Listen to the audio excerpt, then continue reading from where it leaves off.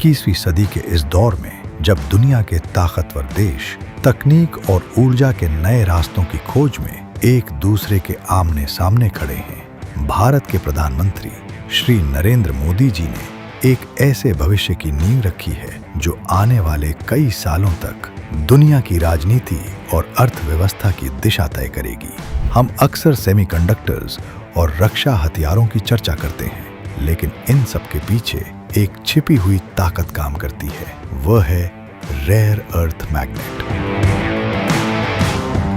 सालों तक जिस क्षेत्र पर चीन का अकेला 90% कब्जा रहा, आज मोदी जी की सोच ने भारत को उस जाल से बाहर निकालकर ग्लोबल सप्लाई चेन के केंद्र में खड़ा कर दिया है। ये कहानी केवल एक खनिज की नहीं है, बल्कि भारत के संसाधनों से भरे होने से लेकर तकनीक और कारखानों में आत्मनिर्भर बनने के उस बड़े बदलाव की है जिसने दुनिया को हैरान कर दिया है।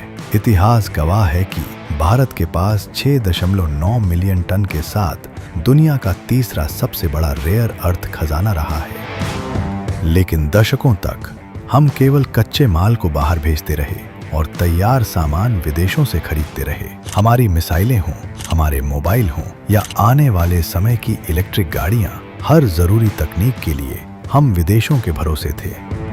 लेकिन 2014 के बाद प्रधानमंत्री श्री नरेंद्र मोदी जी ने इस कमी को पहचाना। उन्होंने समझा कि यदि भारत को विकसित देश बनना है तो उसे केवल जमीन से पत्थर नहीं निकालने, बल्कि उन पत्थरों को आधुनिक दुनिया की जान यानी मैग्नेट्स में बदलना होगा। इसी सोच के साथ मोदी सरकार ने खुदाई से लेकर सफाई और आखिर में तैयार मैग्नेट तक पूरा काम भारत की जमीन पर ही शुरू करने का बीड़ा उठाया। साल 2025 भारत के औद्योगिक इतिहास में सुनहरे अक्षरों में लिखा जाएगा, जब मोदी सरकार ने 7,280 करोड़ रुपए की बहुत बड़ी rare earth magnet production REPM योजना को मंजूरी दी।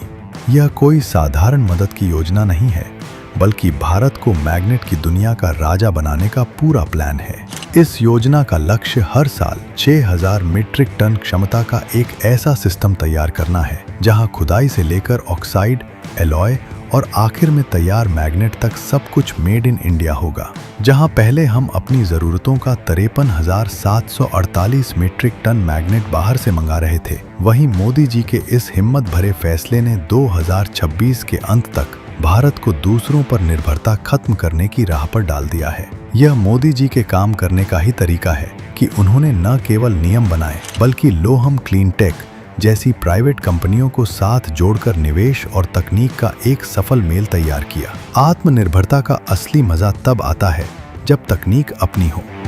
विशाखापत्तनम में बना REPM प्लांट भारत के वैज्ञानिकों की काबिलियत का जीता जागता सबूत है। BARC और DRDO की मदद से तैयार अपनी स्वदेशी तकनीक के जरिए आज भारत समैरियम कोबाल्ट जैसे मुश्किल मैग्नेट खुद बना रहा है। ये वही मैग्नेट हैं जो हमारी ब्रह्मोस मिसाइलों, रडार सिस्टम और आधुनिक युद्ध पोतों को ताकत देते हैं। मोदी जी ने साफ कर दिया है कि भारत की सुरक्षा अब किसी विदेशी कंपनी के भरोसे नहीं रहेगी। यह मेक इन इंडिया और डीप टेक का वह सफल जोड़ है जिसने भारत को दुनिया के रक्षा बाजार में एक भरोसेमंद खिलाड़ी बना दिया है।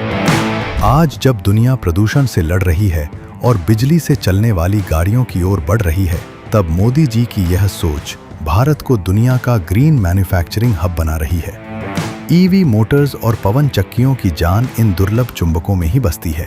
2030 तक भारत में मैग्नेट की मांग दोगुनी होने वाली है और मोदी सरकार ने समय से पहले ही कारखाने लगाना शुरू कर दिया है। नेशनल क्रिटिकल मिनरल मिशन और कानूनों में किए गए बड़े सुधारों ने प्राइवेट सेक्टर के लिए दरवाजे खोल दिए हैं। आज भारत केवल अपनी जरूरतें पूरी नहीं कर रहा, बल्कि पूरी दुनिया को चीन के मुकाबले एक भरोसेमंद विकल्प दे रहा है। ऑस्ट्रेलिया, अफ्रीका और लैटिन अमेरिका के साथ खास समझौते करके मोदी जी ने भारत के कच्चे माल की सप्लाई को भी पूरी तरह सुरक्षित कर दिया है। कुल मिलाकर रेयर अर्थ मैग्नेट के क्षेत्र में भारत की यह कामयाबी केवल एक तरक्की नहीं है, बल्कि यह प्रधानमंत्री श्री नरेंद्र मोदी जी के उस वादे की जीत है जिसमें उन्होंने भारत को दुनिया का गुरु और मैन्युफैक्चरिंग पावर हाउस बनाने का सपना देखा था। साफ नीयत, बुनियादी ढांचे में निवेश और अपनी तकनीक पर भरोसे ने भारत को उस कतार में ला खड़ा किया है जहां गिने चुने विकसित देश हुआ करते थे। आज भारत सामान मंगाने वाला मजबूर देश नहीं, बल्कि दुनिया को रास्ता दिखाने वाला आत्मनिर्भर देश है। 7,280 करोड़ का निवेश और 6,000 टन का उत्पादन लक्ष्य तो बस शुरुआत है। मोदी जी के नेतृत्व में भारत की यह ताकत आने वाले कई सालों तक दुनिया के नक्शे पर अपनी अलग पहचान छोड़ेगी। भारत अब रुकने वाला नहीं है, क्योंकि अब भारत के पास अपनी शक्ति, अपनी तकनीक और अपना मजबूत इरादा है।